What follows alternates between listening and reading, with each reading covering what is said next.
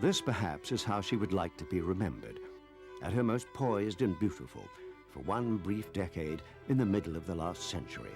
In that innocent age, as she grew into maturity, she emerged from the royal shadow of her sister, the Queen, as that impossible thing, a real fairy tale princess, which left her, of course, an unreal person.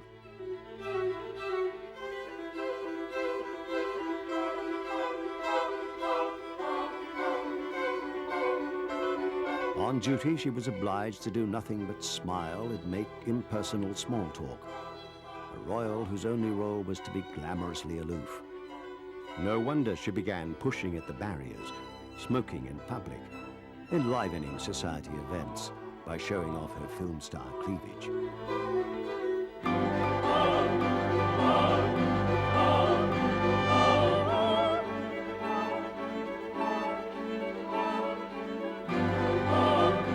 Everywhere she went, she was adored, as a real princess should be. But where was the prince who would complete the fairy story? There were suitors, but they were a dull lot, and at times it seemed as though the young princess was melancholy at the prospect of playing only a minor role in the royal pageant. But someone would change that. A Battle of Britain hero called Townsend flew into the princess's life and lit a flame in her heart.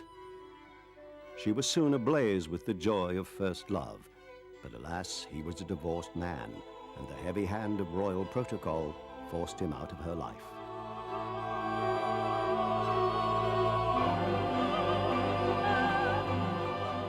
The princess had found that her royal power was an illusion.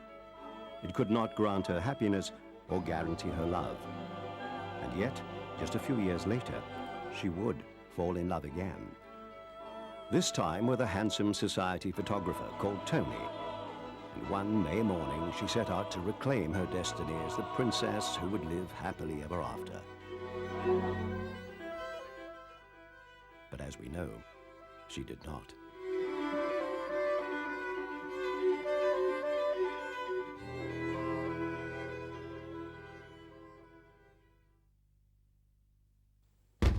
Her story began on August the 21st, 1930, with the customary royal salute. A new princess had been born to the Duke of York, second son of the then monarch George V. She was the Duke's second daughter, and they called her Margaret Rose. She had been born into the most famous family in the world and one of the richest, the last flourishing monarchy in Europe.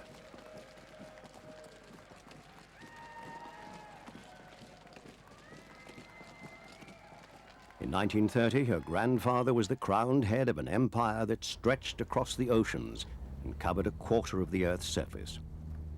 He was the symbolic ruler of more than 500 million people in every corner of an empire over which, it was proudly proclaimed, the sun never set.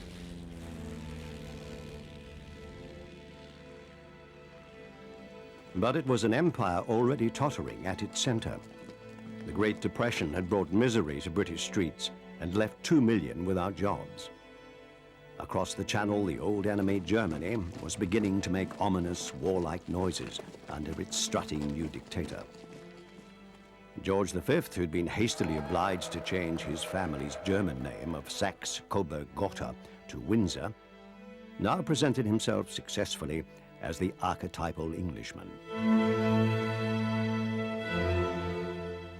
It was in the long shadow of his father's, and indeed his older brother's, glory that the Duke of York played his relatively modest part, resigned to the clamorous attention of the masses. It was something his younger daughter, Margaret, would have to get used to. Their grandmother, Queen Mary, had a significant say in the early upbringing of Margaret and her older sister, Elizabeth. She believed that all high-born girls should have minds uncluttered by anything as vulgar as an idea, or as disturbing as historical fact. The princesses would be taught only one kind of history, the profoundly sanitized history of all the royal families of Europe. They would be taught to smile graciously at commoners and to defer only to those of higher rank than themselves. And there were precious few of those. The ultimate deference, of course, was accorded Grandpa, and Margaret would be as awestruck as any other child by that great moment in 1935 when the whole nation celebrated the 25th anniversary of his reign. I have been greatly touched by all the greetings which have come to me today from my dominions and colonies, from India and from this home country. My heart goes out to all who may be listening to me now, wherever you may be, here at home, in town or village, or in some far-off corner of the empire. From my heart, I thank my beloved people. That day, the show of family solidarity concealed a bitter quarrel between the king and his son and heir, the Prince of Wales, known to Margaret as Uncle David. The prince was madly in love with an American divorcee called Wallace Simpson, and whom, horror of horrors, he was bent on marrying. A year later, George V died, and the new king came to the throne with that scandalous woman still in tow. Margaret, just turned 6, had no way of knowing it, but her life was about to change forever.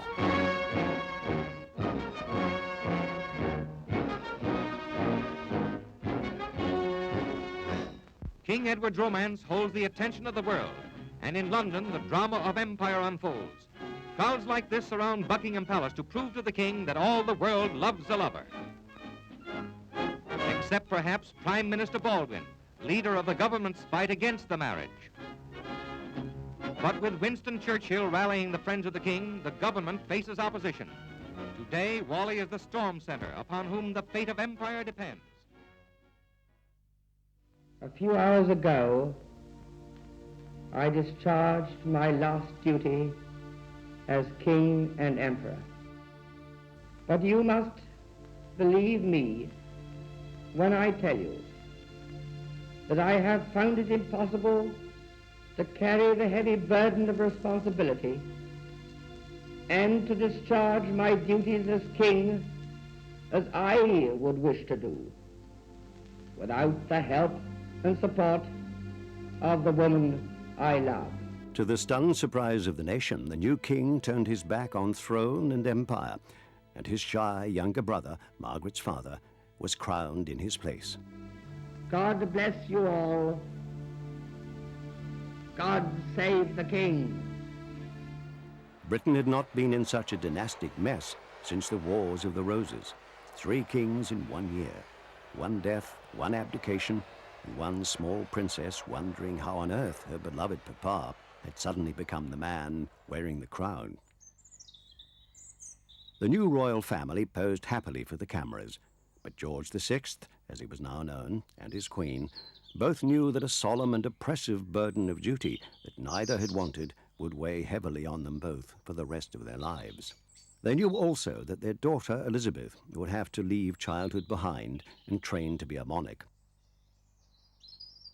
Margaret sensed that she was a maverick, a princess without a purpose, dates from this time when her sister took a different road. Yet they were a happy family, especially when they all ventured into that weird place, the normal world. At the famous holiday camp for industrial workers and public school boys, which this year takes a new name and a new home. It is now the King's Camp and has moved to Abergeldy Castle near Balmoral. As usual, the King takes on the job of newsreel cameraman, and the intricacies of sound and picture manipulation hold no terrors for His Majesty. So here are the pictures he took. For he's a jolly good fellow, and so say all of us, and so say all of us, and so say all of us.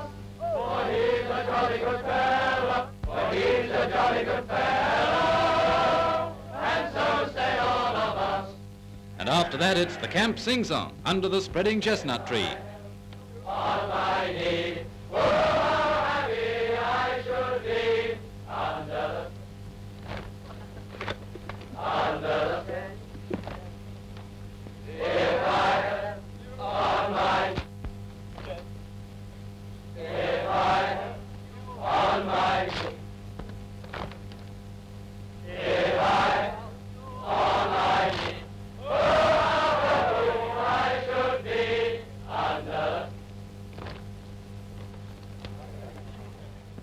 a dark cloud was hovering over this ordinary world and was about to burst. The responsibility lies on the shoulders of one man. By his latest act of naked aggression, Hitler has committed a crime not only against Poland, but against the whole human race. Against the mothers and children leaving the cities of Britain under the great evacuation scheme with a smoothness and speed that avoids a single accident or delay. As they start out on what to them is the great adventure, already German troops, guns and planes have crossed the Polish border to kill and to destroy. At first, the war hardly touched the lives of the royals. When they holidayed in Scotland, it must have seemed a world away. Then the situation in Europe changed with dramatic suddenness. Belgium, Denmark, and Holland tumbled like skittles to the German invaders. The royal families of those countries, fearing that they'd be shot or turned into Nazi pawns, sent their children abroad to safety. In England, the Queen was adamant. Her children couldn't go without her, and she wouldn't leave the king. So in May 1940, the two princesses moved to Windsor Castle, just outside London. And they stayed there until the war was over. Thousands of you in this country have had to leave your homes and be separated from your fathers and mothers. My sister, Margaret Rose, and I feel so much for you, as we know from experience what it means to be away from those we love most of all. All of us children who are still at home think continually of our friends and relations who have gone overseas to find a wartime home and a kindly welcome in Canada, Australia, New Zealand, South Africa, and the United States of America. My sister and I feel we know quite a lot about these countries. Our father and mother have so often talked to us of their visits to different parts of the world. So it is not difficult for us to picture the sort of life you are all leading. My sister is by my side, and we are both going to say good night to you. Come on, Margaret.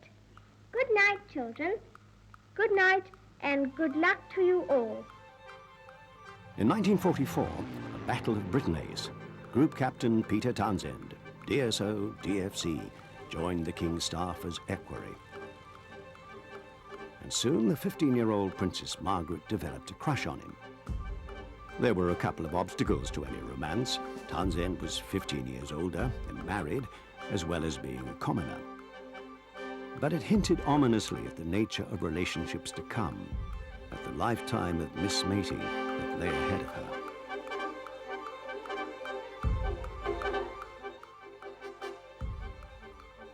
At 16, she made her first public appearance on her own. It went well, and her confidence soared. That new poise may have been strengthened by intelligence from the palace grapevine that Townsend, despite the age difference, was as infatuated as she was. I assure you that it is always a great joy to me to come to Scotland, the land of my birth. To you, my Lord Provost, and to all the citizens of this great city, I would say thank you from my heart. You have given your greatest honor to my regiment. Unable to love openly, she seemed condemned to be forever launching ships. This ship, John Williams VI, and may God bless her and all who sail in her. I name this ship Mary. Princess Margaret sends her down the slipway to the brown waters of the Clyde. Royally launched, the Velutina glides down the slipway.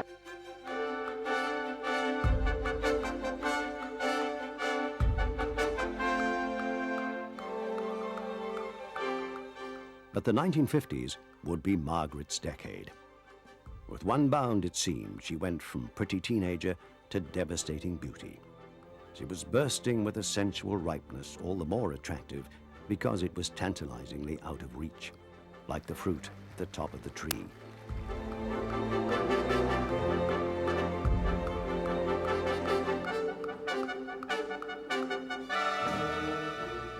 She toyed with social conventions, especially the one that said well-bred women didn't smoke in public.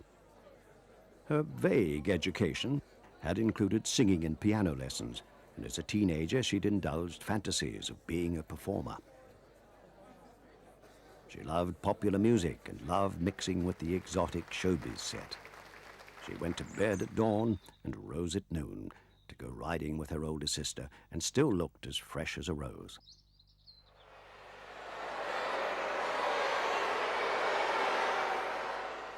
Wherever she went, she was admired and applauded.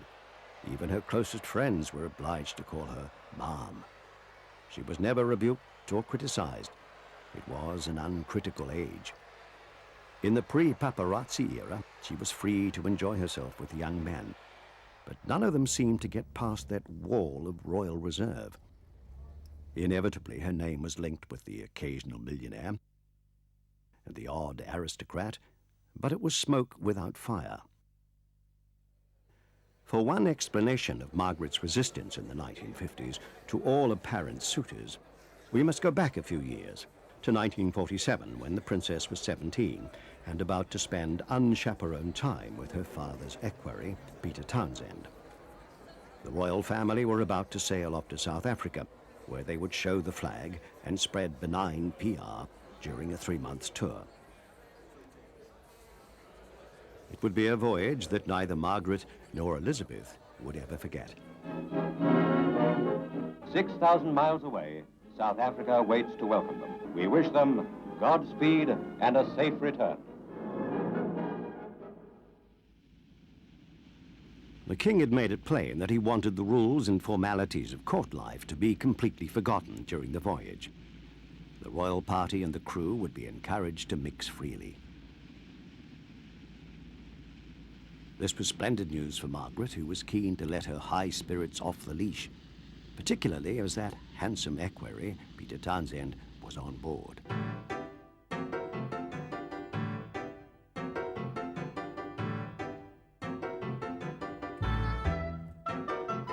Elizabeth confessed to Margaret and her parents that she was in love with a Greek sailor, a certain Prince Philip, and that they were unofficially engaged.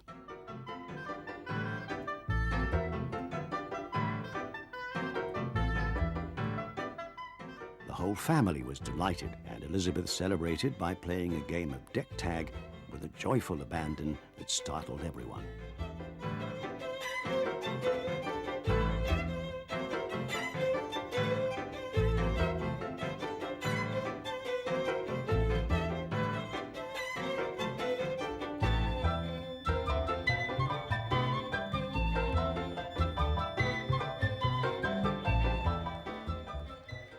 When the ship reached the equator, there was the traditional slapstick of the crossing the line ceremony. And Peter Townsend was given a ducking, which may have been a portent of what fate had in store.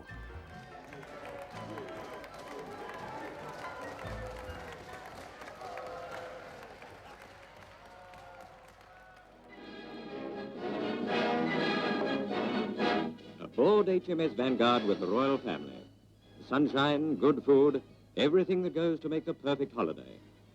But to the British Crown, it is a duty of the greatest significance. Ashore, Townsend had eyes only for Margaret. It was common knowledge in the royal party that his marriage had collapsed, and it became common gossip that Margaret's adolescent crush had ripened into something rather more alarming. The king, who was extremely fond of Townsend, did not notice, or pretended not to. The modest equerry was a picture of dignity in public, but there were those who thought him guilty of royal cradle-snatching. In the final days of the tour, rumors of a secret romance floated in the air, but the lovers would somehow keep their love secret for the next few years.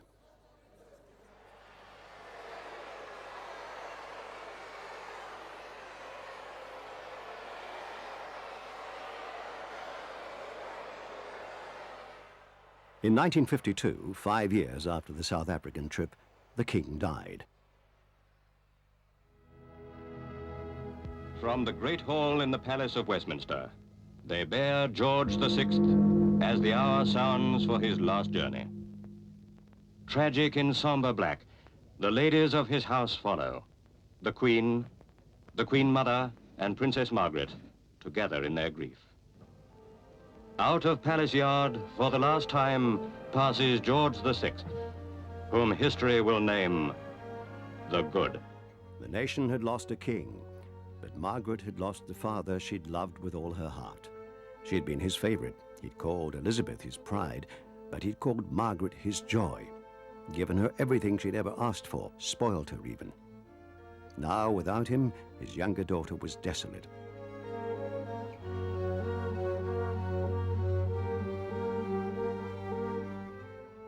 In her grief, Margaret would lean on the one man who could fill the void in her life. She followed him everywhere, even to the racecourse where, as a keen amateur jockey, Townsend was often seen these days. He'd divorced his wife and was now free to marry. But oh, what a royal can of worms that would open. In 1952, the very thought of a royal princess marrying a divorced man would shatter the chandeliers in every gentleman's club in England, not to mention the church's objections. For the moment, Townsend and Margaret decided to lie low. Townsend knew that there were appalling obstacles in their way, but he hoped the Queen's great love for her sister might this time overthrow convention. But then the last time someone in the family had tried that, he'd been banished to the desolate kingdom of exile. Elizabeth, happily married to Philip, was sympathetic, but urged the lovers to wait, hoping that time would work its own solution. In June 1953, the royal family moved to the center of the national stage and starred in one of the greatest ceremonial events ever seen in Britain. Elizabeth, of course, was the unrivaled star of this production, with Margaret, as ever, playing an attractive supporting role.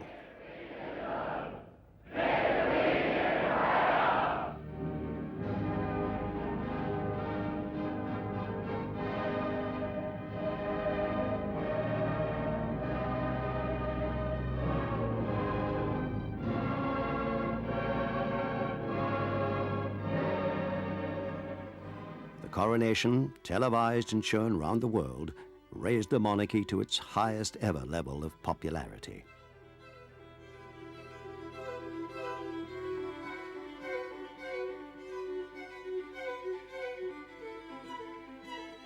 It was a day of wonder and brilliance, marred only by an impulsive gesture from Princess Margaret.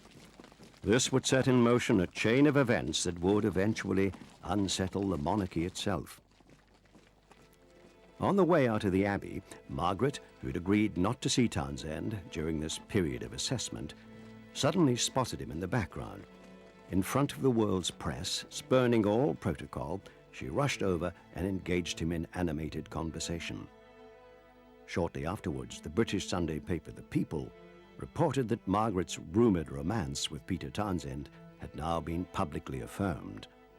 The paper declared it was unthinkable that the princess should contemplate marriage to a man who'd been through the divorce courts.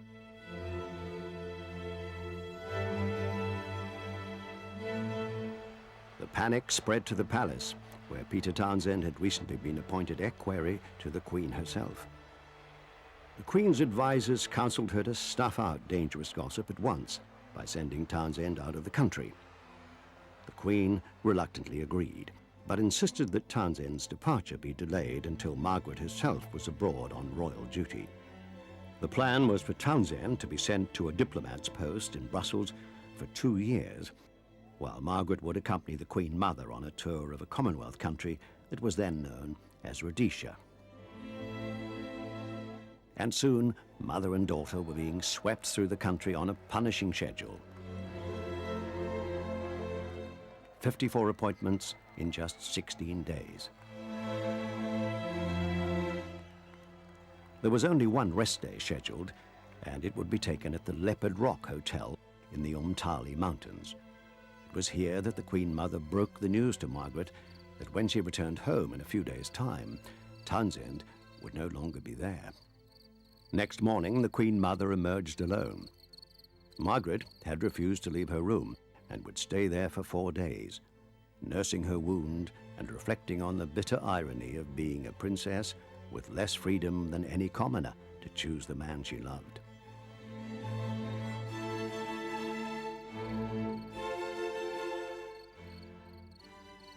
The official explanation for Margaret's absence was a touch of influenza, which was immediately translated by journalists on the tour as diplomatic flu. Certainly when she returned home a few days later, it was plain that the princess was still suffering. But from what? The news that her lover had been spirited away was now general knowledge, and already there was evidence of wide and deep popular support for a princess who in the public's perception had been shabbily treated by a stuffy and heartless establishment that was hopelessly out of touch. A poll conducted by the leading tabloid of the day showed overwhelming support for Margaret's right to marry Townsend.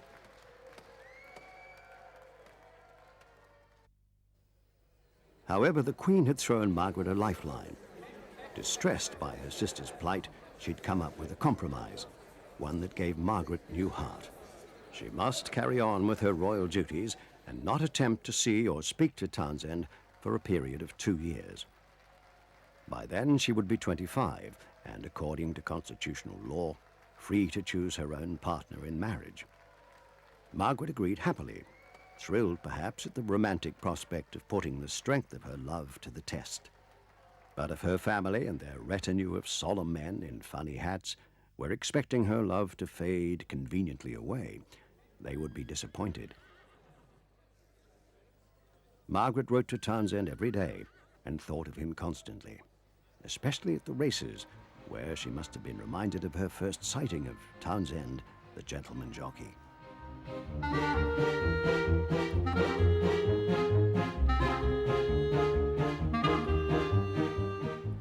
As decision day for the lovers grew nearer, Margaret set out on a tour of the West Indies. It was 1955, and she'd never looked happier. Someone at the palace had warned her not to dance with any black persons, advice she cheerfully ignored. She fell in love with the whole culture.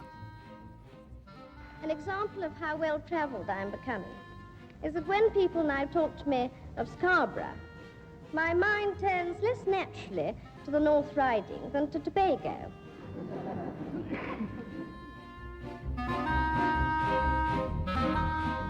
In August that year, fresh from the royal yacht with her niece and nephew in tow, Margaret celebrated her 25th birthday at Balmoral Castle.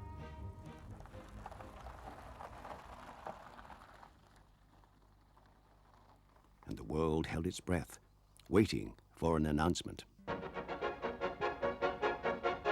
Officially, he is the British Air Attaché in Brussels, wartime fighter ace, talented amateur jockey, a familiar figure of the continental turf.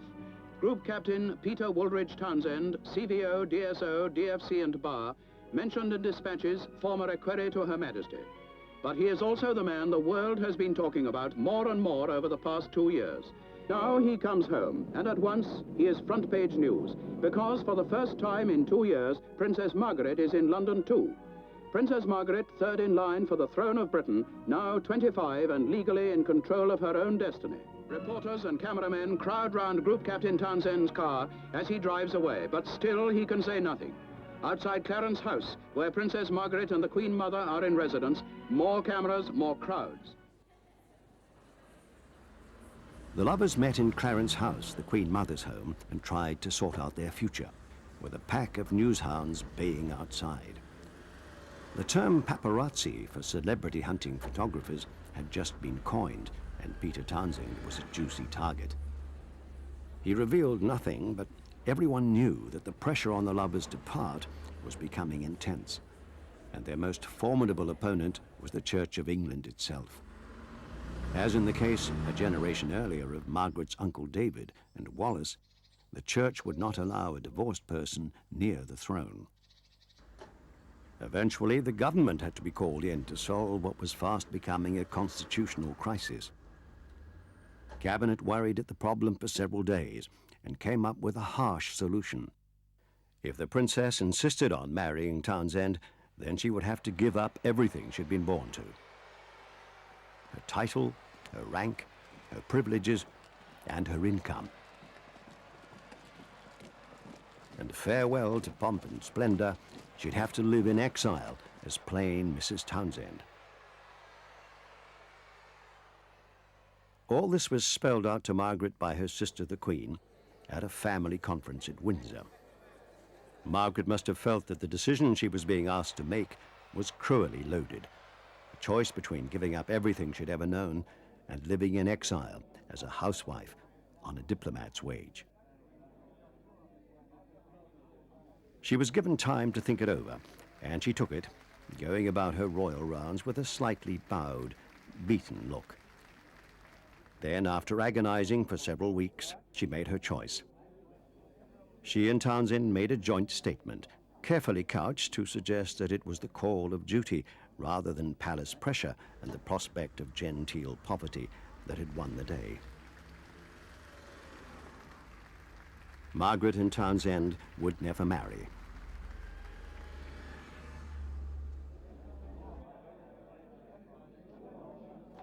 The whole affair now seems bewildering. What a difference a generation would make, with Princess Anne divorced and later marrying her equerry, and the heir to the throne, Prince Charles, and his brother Andrew, both divorced.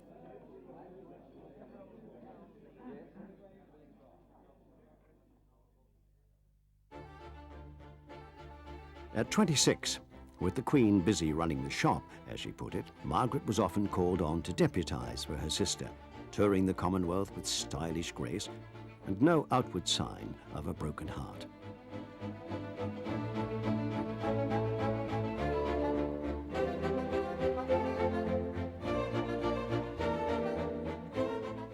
She was, of course, now famously available, and young men with honking voices lined up to escort and even court her.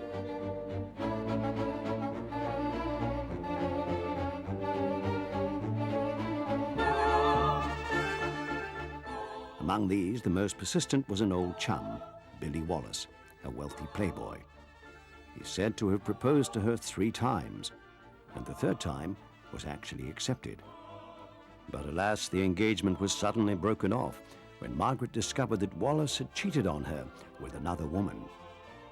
But as she would demonstrate throughout her life, she was never one to hold a grudge, and some years later, she'd be a smiling presence at Billy Wallace's wedding. The contrast between the gilded opulence of her public life and the barren emptiness of her personal life seems to have made a damaging mark on Margaret's personality. She lived now in Clarence House with her mother and enjoyed what passed in her set for the good life. It was around this time, the late 50s, that her reputation for being fun-loving and generous went into decline. A royal princess's grand manner could turn into haughtiness.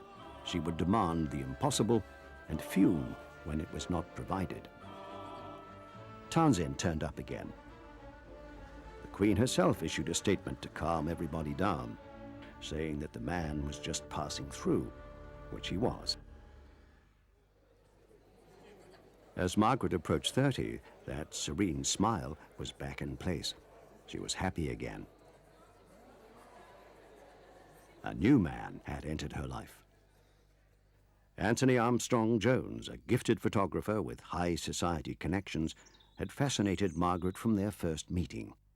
Soon they were launched on a relationship which somehow they'd managed to keep secret. Armstrong Jones came from a mildly bohemian world of theatre and fashion, a world that Margaret had always wanted to belong to. Now, on the memorable day when they announced their engagement to a startled world, they could reminisce about the romantic secret months of their courtship, when the world's most desirable princess would sneak off to Armstrong Jones's tiny apartment down by the docks in London's East End. A few months earlier, Peter Townsend had announced his engagement to a beautiful Belgian heiress. It was assumed that he'd told the princess about it first, but whether this news inspired or provoked Margaret into a rival announcement is not known. What is known is that the royal family was genuinely delighted to see her happy again.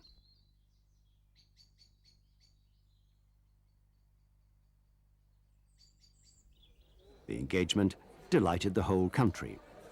There was an almost palpable feeling in the air that the princess, who only a few years ago had been robbed of her happiness by outdated custom, was now getting her due. And there was general approval of her choice of partner. How typical of Margaret, it was said, that she should turn her nose up at an array of foreign princes and choose a charming and clever commoner instead.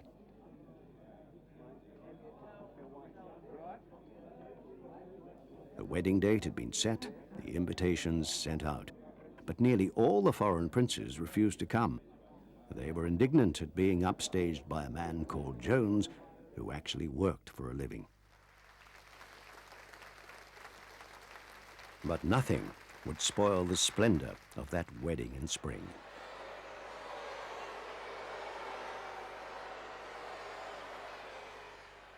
It would be a wedding that would set the tone for the 1960s, a mixture of traditional and modern.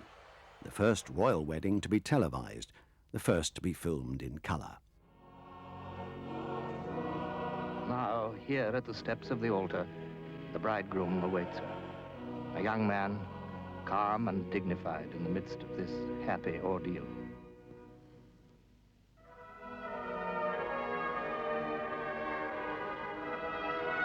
The Duke of Edinburgh presents the bride to the bridegroom. The Dean of Westminster opens the marriage ceremony. Margaret Rose, wilt thou have this man to thy wedded husband, to live together after God's ordinance in the holy estate of matrimony? Wilt thou obey him and serve him, love, honor, and keep him in sickness and in health, and forsaking all other, keep thee only unto him, so long as ye both shall live? They emerge now as man and wife. Mr. Armstrong Jones and Her Royal Highness, the Princess Margaret, Mrs. Armstrong Jones. This is their day.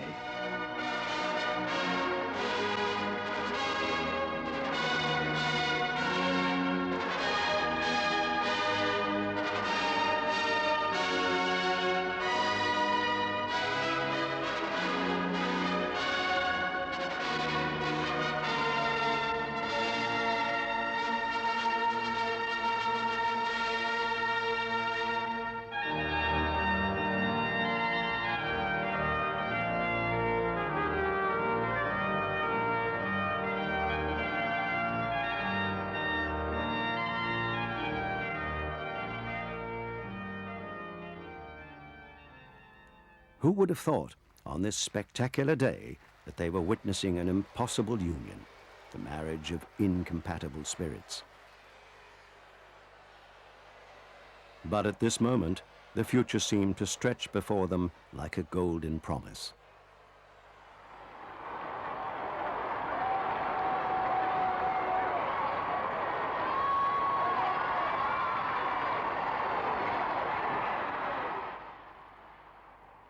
The bridegroom was now an official member of a world he would grow to hate.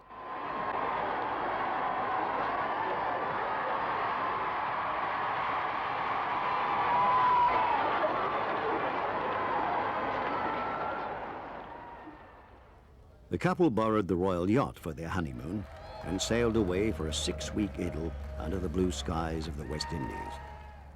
It was on honeymoon that Margaret first visited the tiny island of Mustique, with its palm-fringed delights, which had recently been bought by an old friend of hers called Colin Tennant. Tennant gave the couple a plot of land as a wedding present, and for the next several decades, Margaret would use the island as her personal retreat, a place to let her royal hair down. But her affection for this small paradise was not shared by her husband. He hated lying about on beaches and never visited the island again. Those incompatible spirits had already surfaced. It wasn't long before Margaret's popular sheen began to rub off. She was criticized in Parliament and the press for neglecting her royal duties and for spending too much. There was trouble over her new home. She protested it was too small, a mere doll's house. After all, it had only 10 reception rooms, and pestered the Queen until she and her husband were installed in an entire wing of Kensington Palace. Later, there was the problem of what to do with Tony, as Armstrong-Jones was widely known. He'd been obliged to give up his career as a society photographer, and he was finding the transition to consort, the man who's always 3 steps behind the royal skirts, painful and frustrating.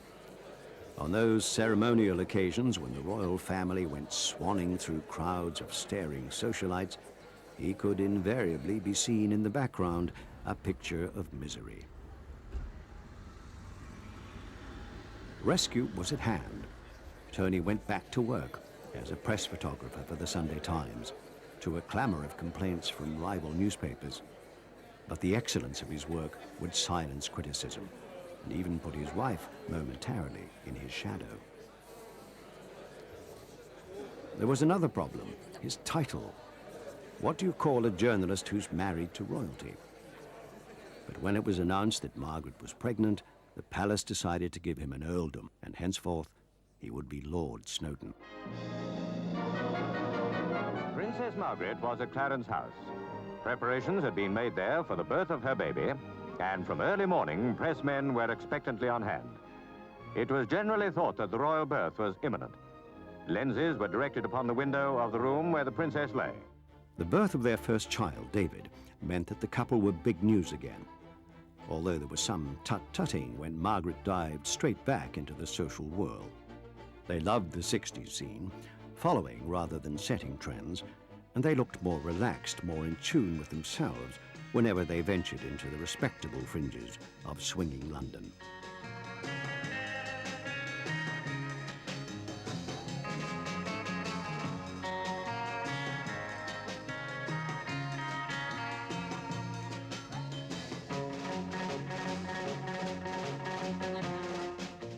The Snowdons, as they were now known, loved mixing with the new showbiz celebrities.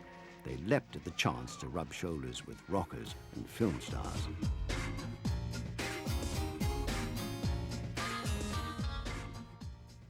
In May 1964, Margaret and Tony introduced their second baby, a daughter called Sarah, to the waiting press. It was the standard happy occasion with proud parents and beaming smiles all-round moment. But experienced observers noticed that the body language between the couple was all wrong and sensed that there was trouble in the marriage. They were right. Margaret knew only one way, and that was the royal way, where the path is always smoothed for you by invisible hands. Tony was a fiercely independent man who needed to make his own way in the world. When he was in London, he did his dutiful royal bit, but whenever the chance came, he took off for foreign parts.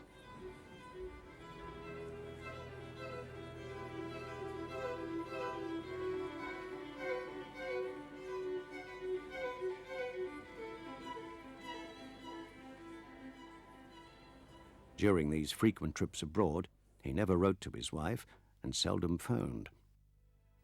Margaret, accustomed to constant attention and admiration from men, found herself alone in her palace and scorned. It was inevitable that she would look elsewhere for excitement and love, and she found it. In 1966, she began an affair with Robin Douglas Hume, nephew of the former Prime Minister, Sir Alec Douglas Hume. But it came to an abrupt end when Tony found out about it. Rather than risk divorce, she sent a letter to her lover saying she would attempt a reconciliation with her husband. 18 months later, Douglas Hume, who had a history of depression, would commit suicide. She continued to mix with unsuitable men, but not all were as indiscreet as the comedian and film star Peter Sellers. A notoriously unreliable witness to his own love life, Sellers confessed to being infatuated with Margaret, but his story of an alleged affair with her changed with every telling, and she soon banished him from her company. Pressmen wait for Lord Snowdon to appear to answer their questions. His private life has been the subject of rumors throughout the American press recently, and on his arrival from Japan, where he has been on a photographic assignment for his paper, he was besieged by batteries of probing newsmen. Lord Snowdon displayed admirable self-control as he explained there was no truth in speculations about his personal affairs. It was Tony's turn to be besieged by gossip, but he'd learned one thing from his royal in-laws: how to be cool under fire. Still, by 1970, there wasn't a journalist alive who didn't know that the Snowdons were barely speaking to one another. Margaret knew from her own sources that her husband had mistresses.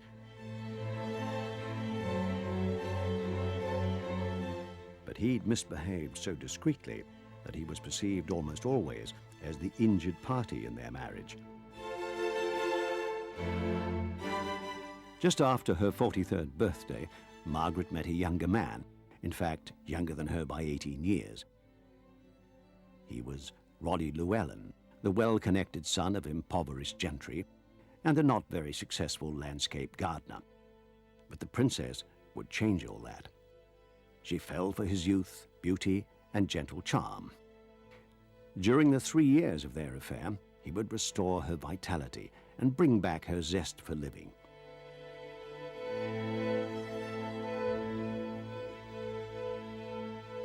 But then the princess, who was still married to Lord Snowdon, threw caution to the wild wind and bore her new love off to her hideaway on Mustique.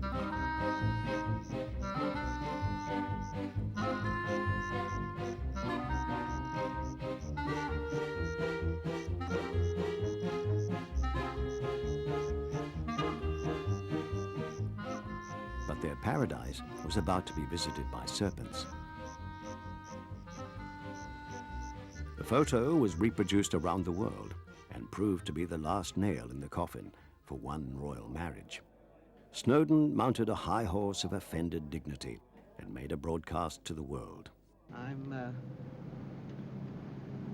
naturally desperately sad in every way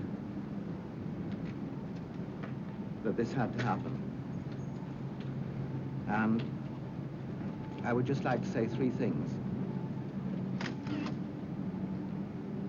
Firstly, to pray for the understanding of our two children.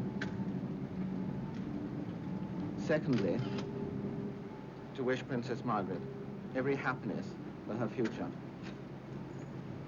And thirdly, to express with the utmost humility my love, admiration, and respect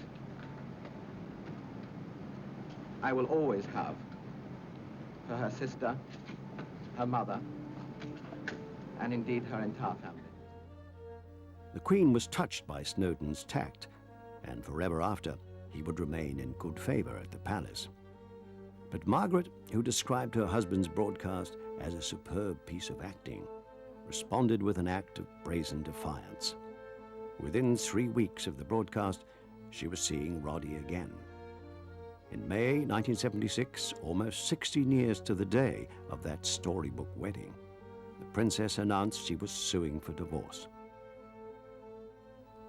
Margaret was middle-aged and looked it, and never had her public stock been so low.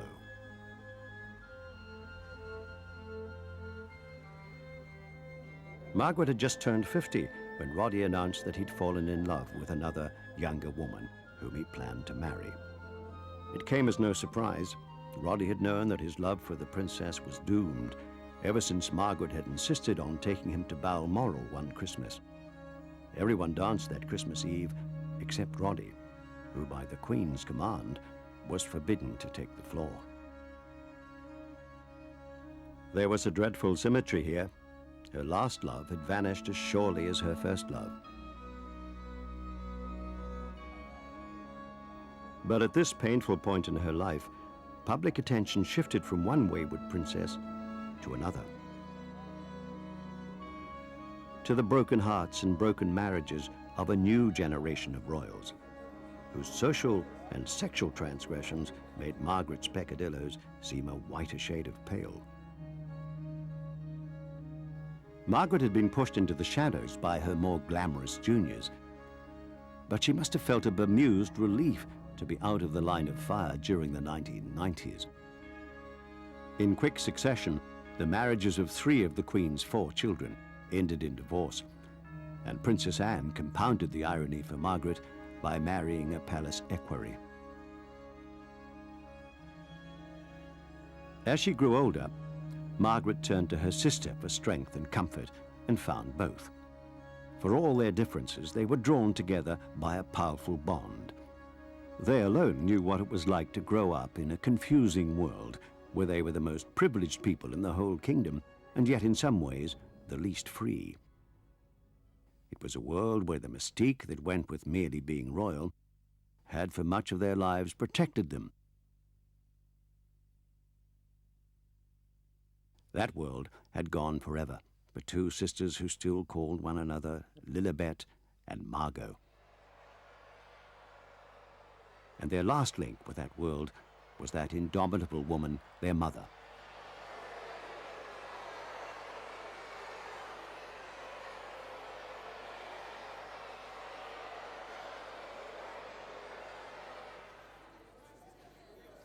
It became apparent that Margaret's health was fading. She'd been a heavy smoker all her adult life, and the first warning shot came when a hospital bulletin announced that she'd had an operation in which part of her lung had been removed. Soon afterwards, to the great distress of her family, she was seen in public smoking again.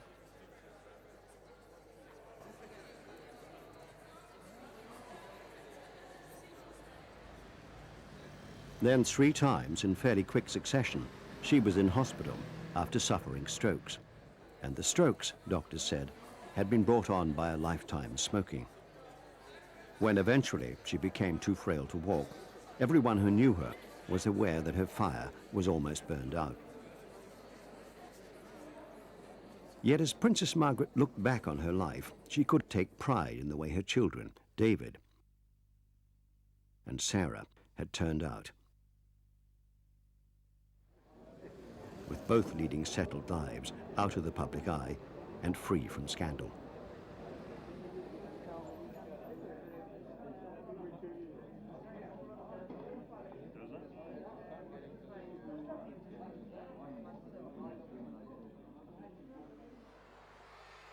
Her life began to the roar of worshipping crowds. At 23, she rode to her sister's coronation in a golden coach. It was nothing exceptional, because from the age of 6, she'd known that her papa was the king. Her last years were sad ones. There were too few pleasures and too many regrets.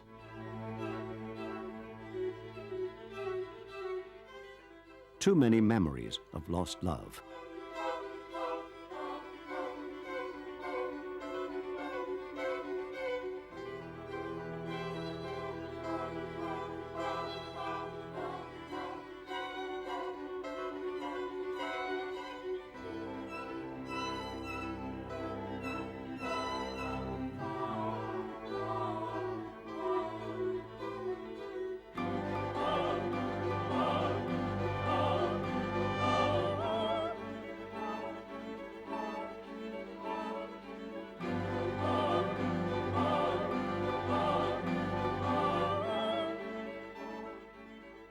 Those who knew her best loved her best, and to the very end.